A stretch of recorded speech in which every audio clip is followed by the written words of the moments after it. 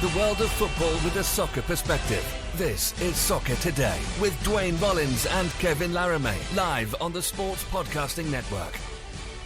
Good day, good night, and welcome to Soccer Today for Tuesday, December 3rd, 2019. I'm Kevin Laramee, joined by Duane Rollins as always. But before we start the show, let's thank our three new patrons that took advantage of our special offer. Blair, John, and Taggart. Thank you very much for your trust and your confidence with taking the advantage of our special offer for 3 more days. Today, all the way to Friday, you can get the $10 tier, the documentary tier of the Sports Podcast Network for $5. Yes, with the $5 pledge, you get the $10 tier included only until Friday here on our Patreon page, patreon.com/sports podcasting network. But on another note, how you doing, Duane?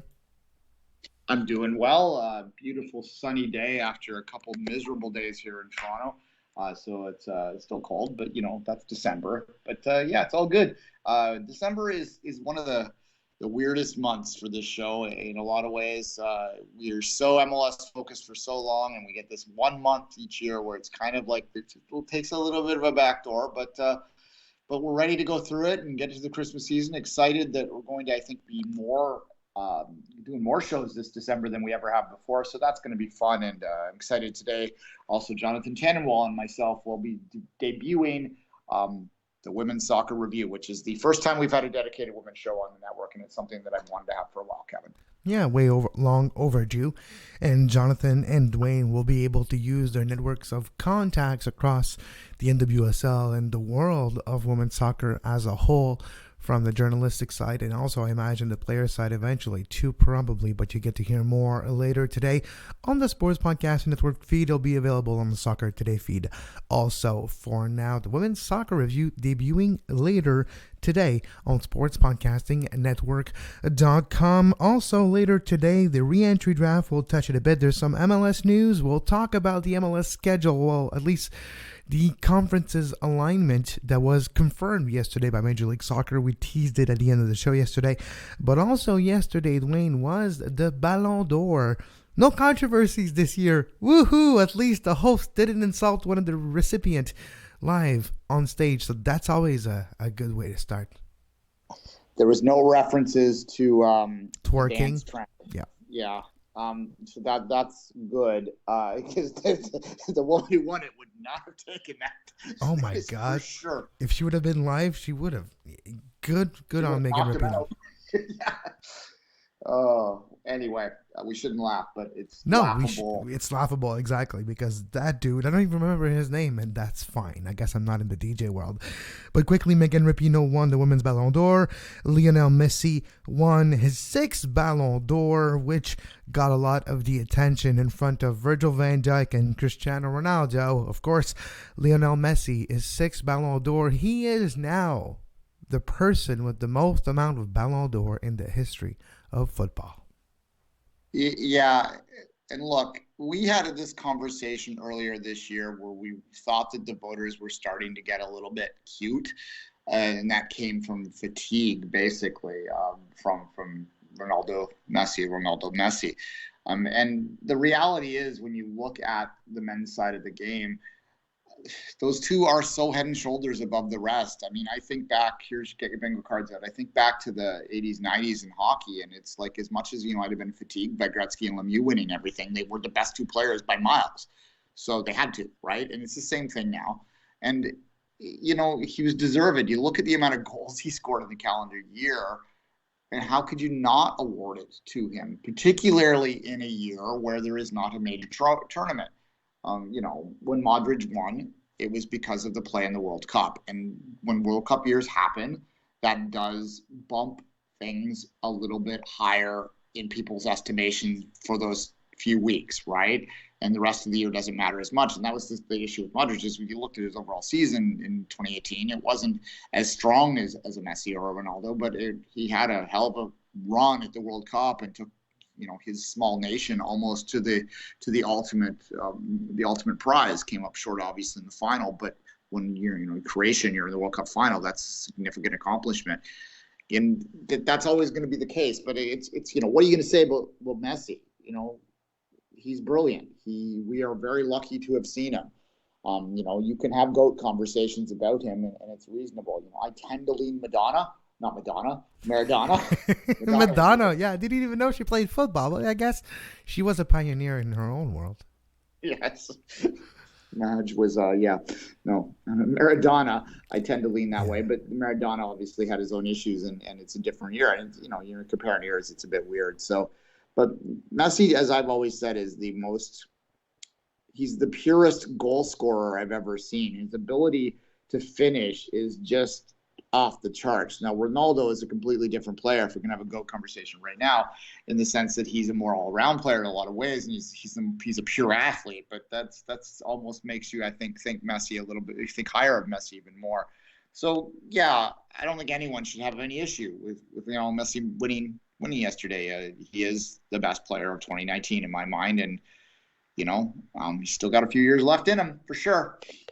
I've been spending the last 20 seconds thinking of how I can do puns with Madonna team song in my sentences coming forward. So, no, I agree with you. But speaking of Maradona and Messi, you mentioned big tournaments, right? When there's a big tournament, Argentina usually don't win them. So it doesn't help Messi. But he still won 6 Ballon d'Or overall. And, of course, later today on the first edition of the Women's Soccer Review, I imagine Duane and Jonathan will talk about Megan Rapinoe in context, winning a Ballon d'Or, the first time a U.S. national team woman got a Ballon d'Or, and that is quite an accomplishment by Megan Rapinoe. Of course, the Women's World Cup this year, a big tournament on the women's game, did for sure had a big weight on the value of the voting. And Megan Rapinoe, I guess the judges saw the ray of light. All right, I did my Madonna pun. I can move on now. There you go. Yeah, Jonathan and I, that will be our main topic today after we sort of introduce the show. But, the TLDR for this show is that the debate that surrounds this is whether Rapinoe is the most famous women's soccer player or whether she truly is the best women's soccer player. If you read my Twitter feed, you know that I think that it's more on the former than the latter. That doesn't mean, but there is a debate to be had here because she certainly did have a major impact on that tournament.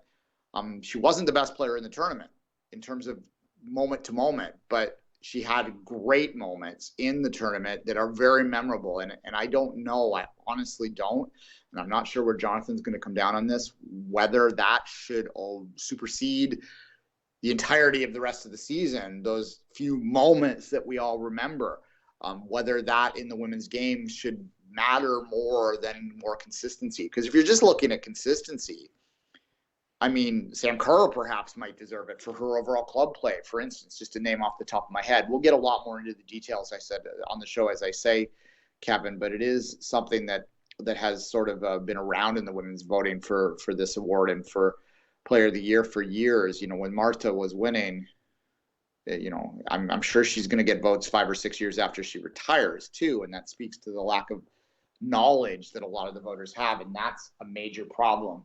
Regardless of whether you think Rapinoe should have won this year.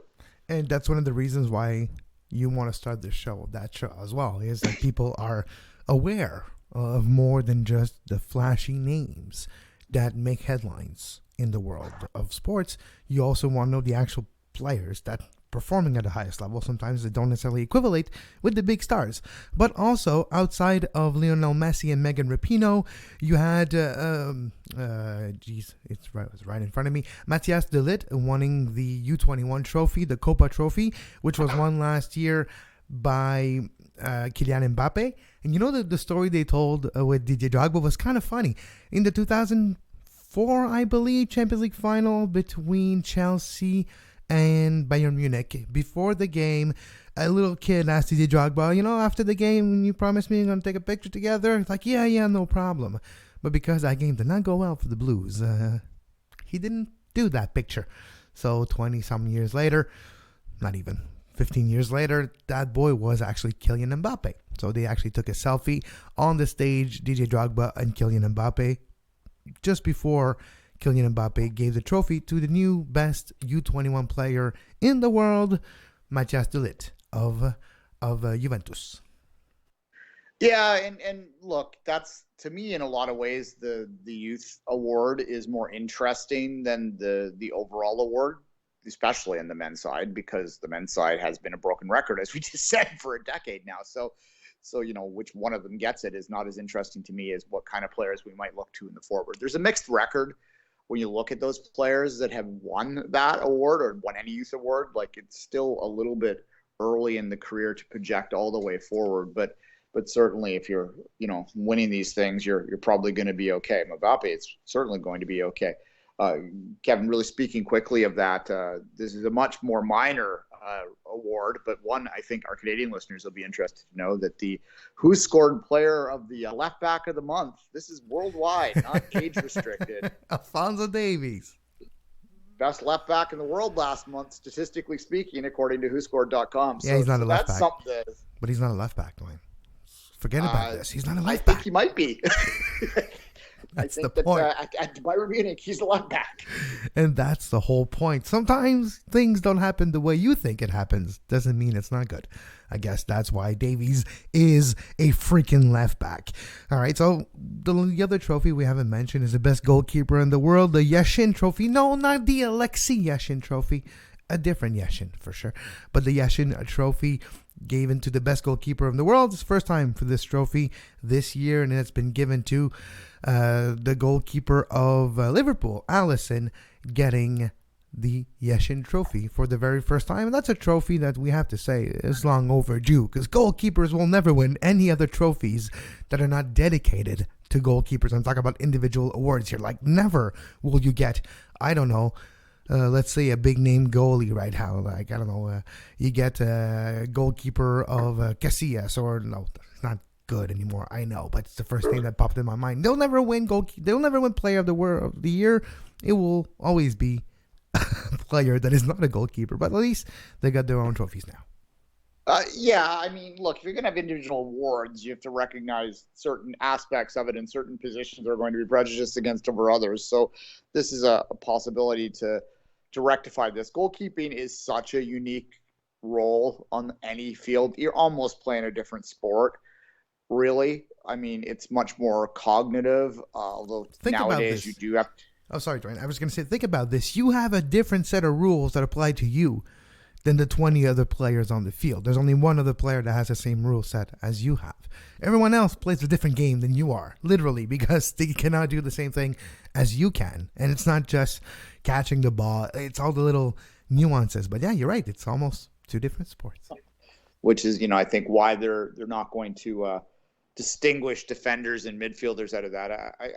That said, there are it's going to be very difficult for a defender to consistently be named the best player. Van Dijk did, obviously. We know that's an exception, but that really was notable because it was such an exception. It's just a difficult situation to do there. And then if you really we're just talking about left backs a minute ago. Yeah, they're never going to get considered for anything, even now that they're very important in terms of how most teams play. But you still, you see that with in Major League Soccer when they have their best 11 each year. It's like, where are the fullbacks, guys? This team would get killed.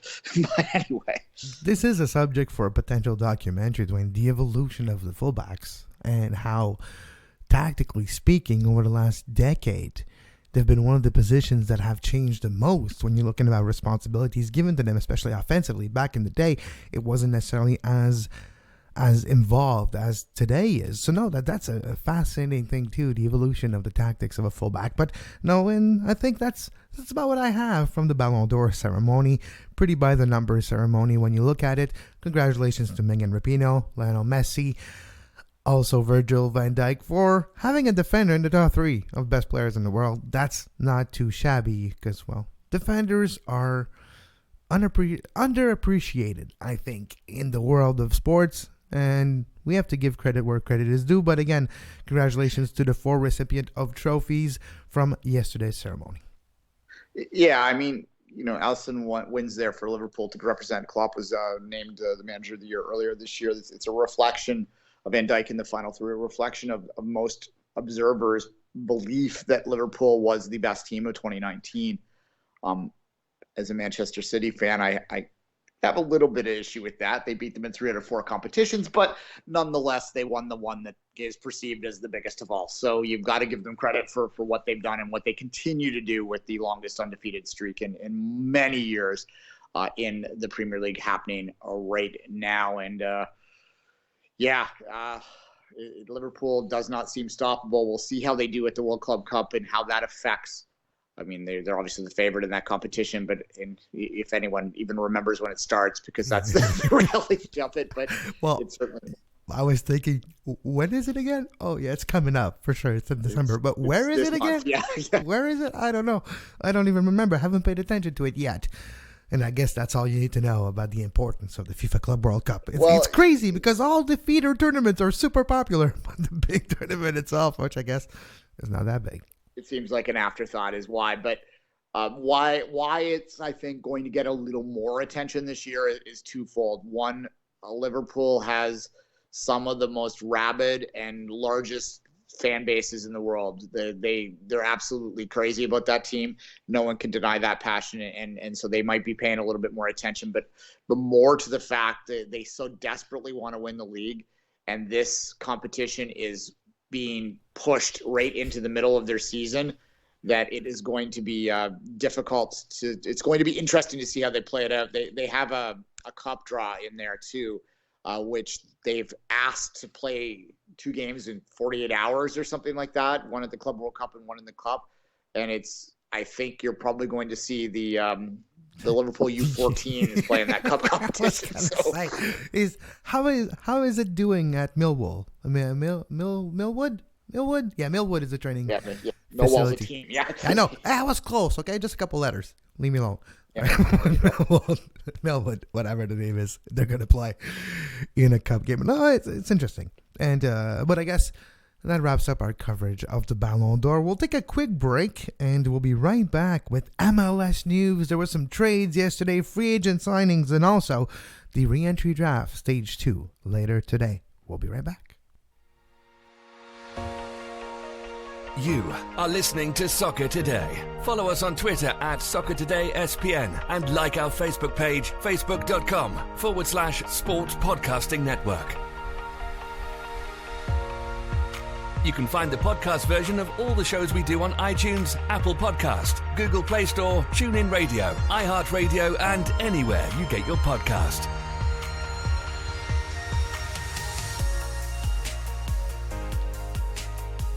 And we're back on Soccer Today once again until Friday, 11 a.m. Just before the start of the show, go to our Patreon page, patreon.com/Sports Podcast Network.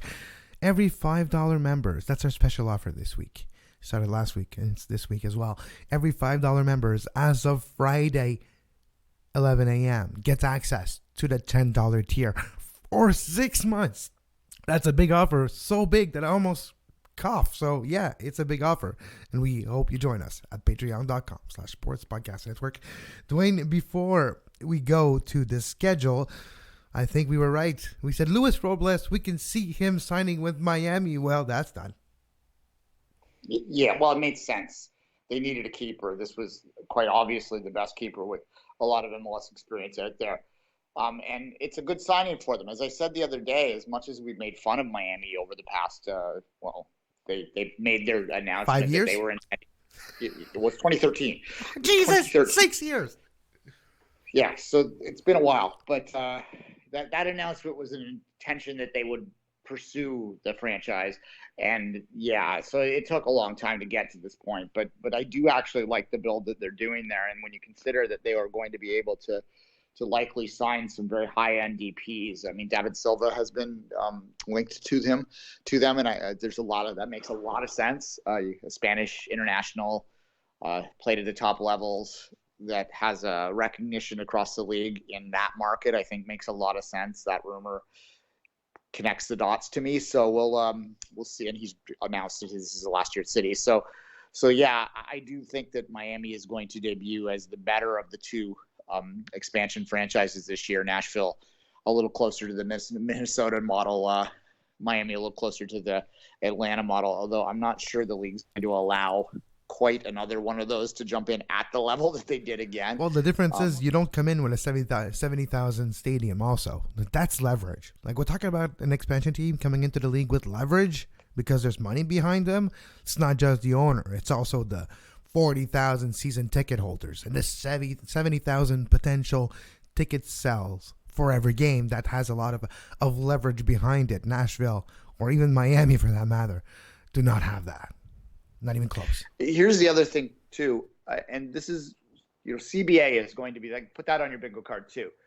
Us talking about the CBA as it relates to things that are happening right now over the next month or so. But until we know what's going on there, everything's impacted. Everything has to have a caveat. But when you're talking about the expansion team launches, how they handle TAM and GAM is really going to matter to how successful these teams can launch. Because one thing that doesn't, most people that know, but it doesn't get talked about a lot because it's just better to say, oh, look at these great new teams that came in and how amazing that they built this team out of scratch, and aren't they special, aren't they smart? But the reality is that they were, and I'm not trying to be bitter when I say this, the reality is that LAFC and Atlanta, along with the teams of Cincinnati and Minnesota that didn't do as well, had all of these inherited advantages when it comes to the TAM and GAM. They had extra money to spend, and the difference between again, the teams that did not succeed in the launch and the teams that did succeed in the launch is the teams that did succeed in the launch spent that money well, spent that money better. We can point to how they spent the DP money, and that certainly mattered, especially in Atlanta's case. Almiron, you bought that player for what you bought him for, and that was why they won MLS Cup in a lot of ways, I think. You took him off the team. We saw them this year as they were vulnerable, and they did not win MLS Cup, although they were good. It every bit as much mattered, the TAM and GAM, though. And as much as, Cincinnati or Minnesota might want to cry poor and say that's why they didn't win, it was also that they didn't handle that TAM GAM as well, particularly, as we've said many times before, Kevin, in Cincinnati's case. Just to remind people, $400,000 of allocation for Nick Hagglund. For a backup defender, yeah. It's ridiculous. It's absolutely insane. Within a world context, that's like spending $10 million for him. It's within the context of MLS, it kind of is in terms of the money they have to spend. Because it made no sense. The value of $400,000 is more than that, because you can bring a big name player and bring it down to, so it's like $1 million and something. That's how we evaluate it, estimate it, I guess. Yeah.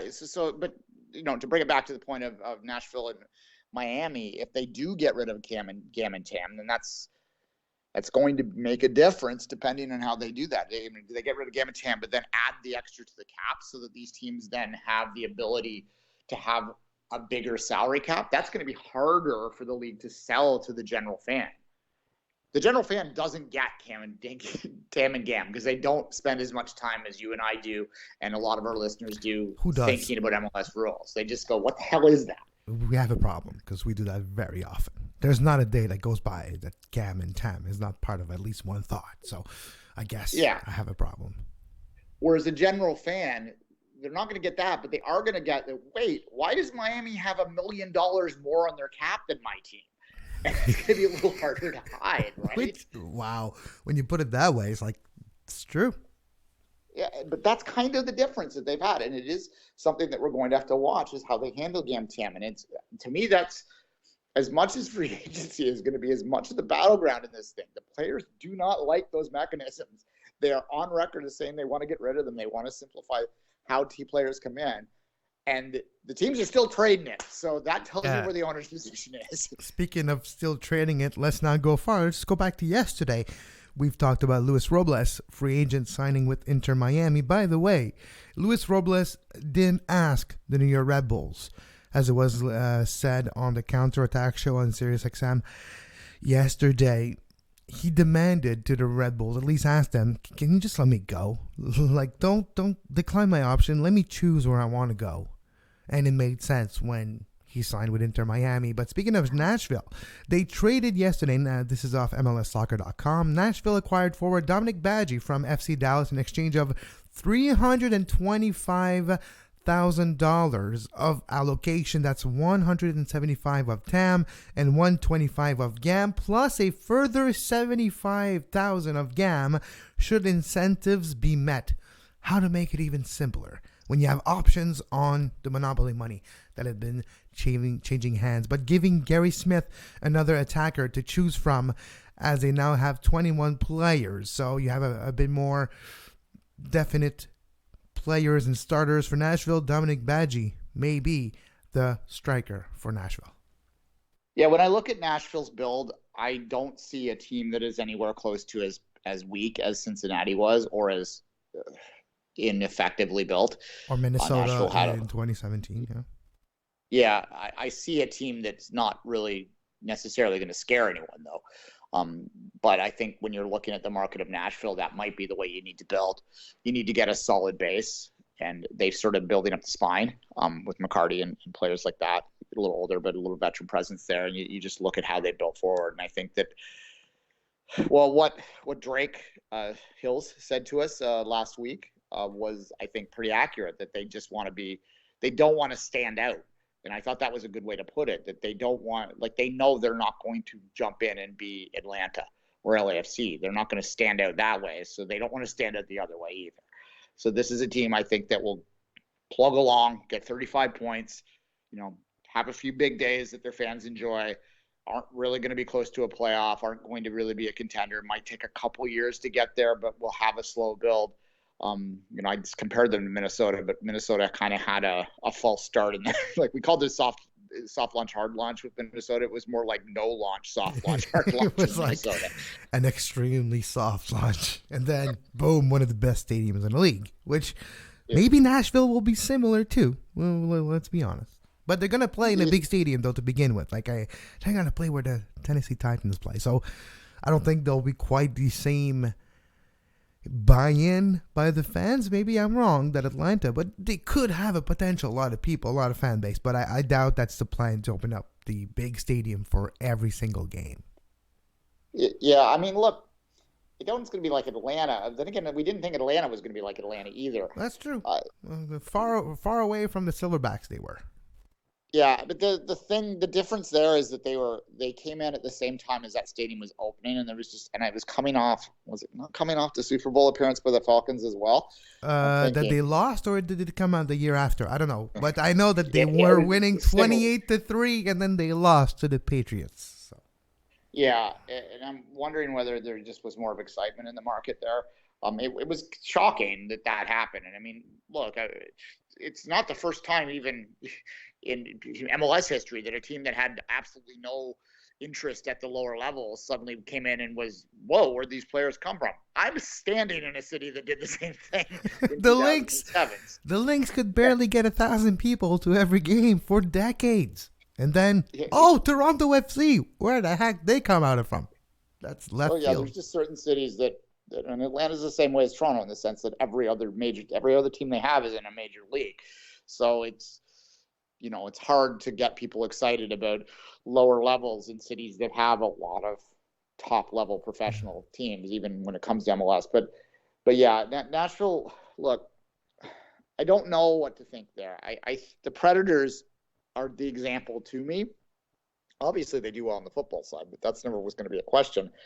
The Predators, their ability to sell it, and anyone who's ever been down there, and I know several people that have made trips, because Nashville's a fun town to party in, and if you put a hockey game into it, whether it's your team or not, there's a lot of Canadians that will go down for a weekend and enjoy some music and watch a game, and they all say the same thing when they come back, that the experience in that rink is incredible. It's loud constantly, and the fans are really engaged. And maybe 10 years ago they might have been engaged in a kind of like random way, but now they're engaged and informed, because they've been there for 10 years. And I think it's possible that it could happen on the soccer side as well, but I don't know until I see it. No, that's fair. That's fair.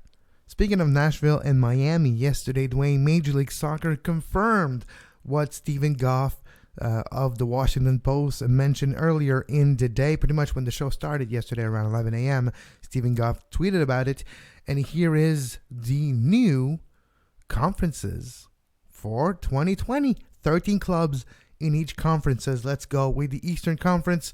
That's where Miami will be. That makes a lot of sense. So Atlanta, Chicago, Columbus, DC, Cincinnati, Miami, Montreal, New England, New York, New Jersey, New York, Orlando, Philly, and Toronto. This is the Eastern Conference. And the Western Conference for 2020, Duane: Colorado, Dallas, Houston, LA, Carson, Minnesota, Nashville, Portland, Real Salt Lake, San Jose, Seattle, Kansas City, and the Vancouver Whitecaps. Does this represent the best placement for these 13 clubs on each side?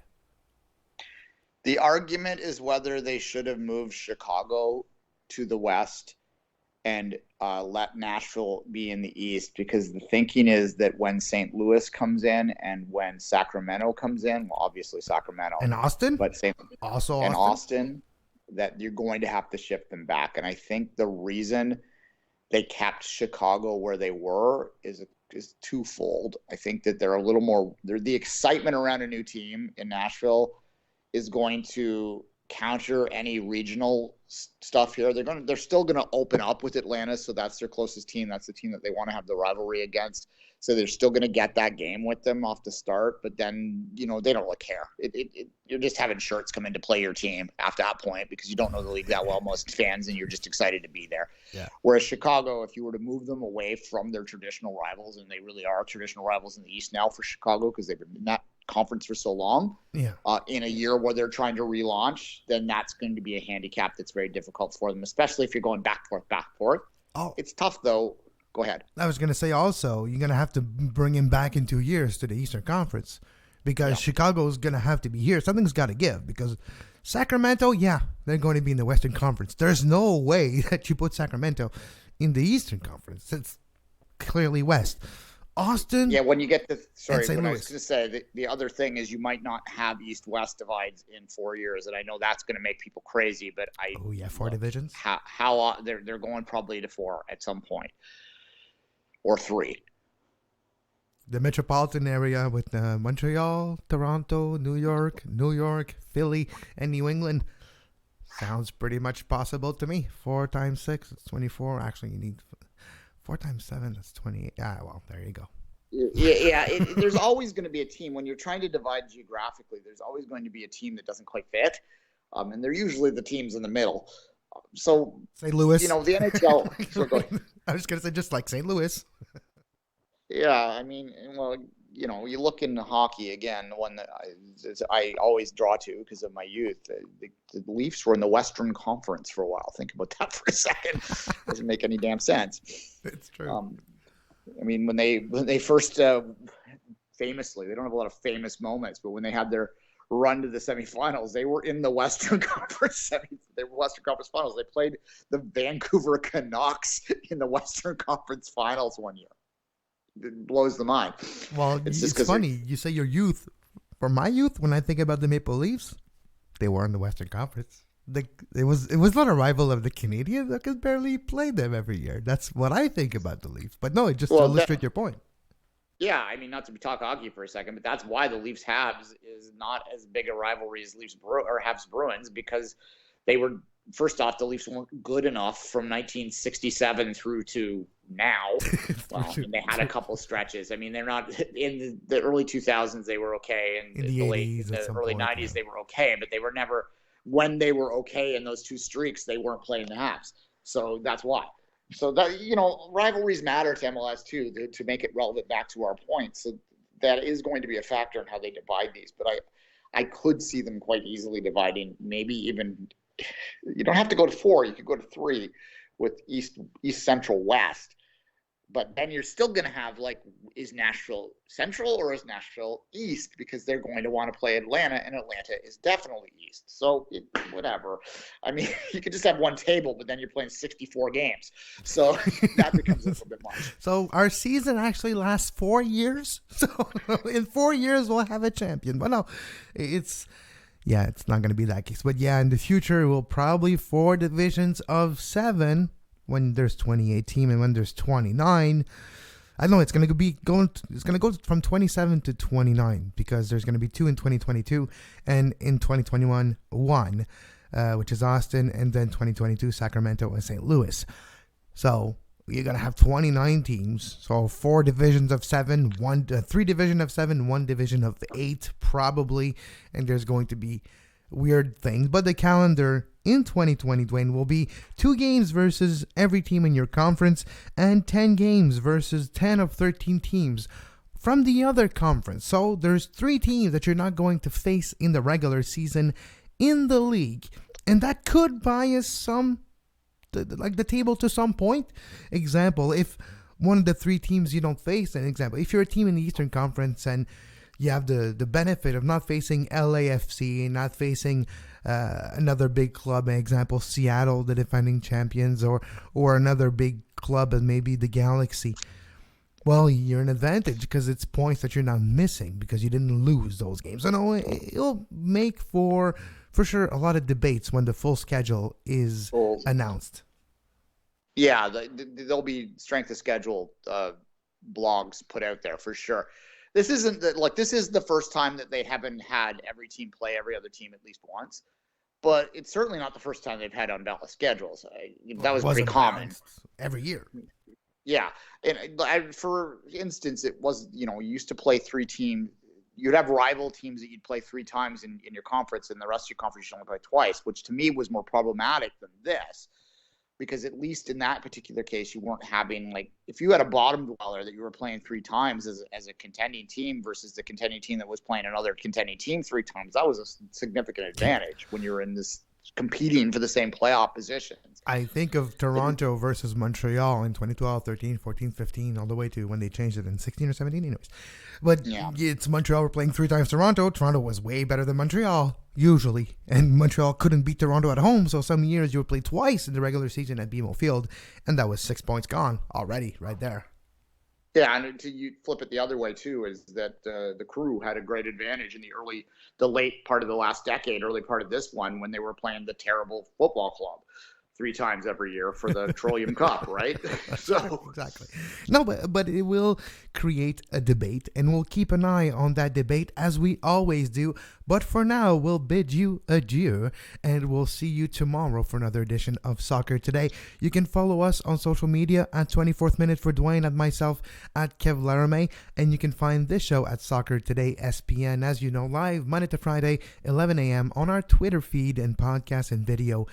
Replay available on YouTube, Facebook, and everywhere you get your podcasts. Look later today for the debut of the Women's Soccer Review, hosted by Duane Rollins and Jonathan Tannenwald. It will debut later today, where they will talk about Megan Rapinoe winning the Ballon d'Or and more of the women's soccer game on this Women's Soccer exclusive show, available on the Sports Podcasting Network later today. Also, until Friday, our special offer on our Patreon page. Get the $5 tier and you get the 6-month free of the $10 tier.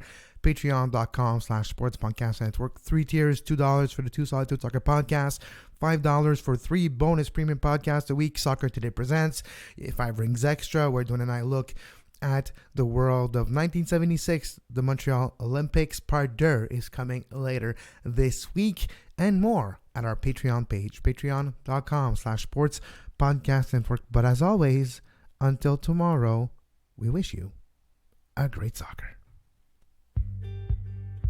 You can find the podcast version of all the shows we do on iTunes, Apple Podcast, Google Play Store, TuneIn Radio, iHeartRadio, and anywhere you get your podcast.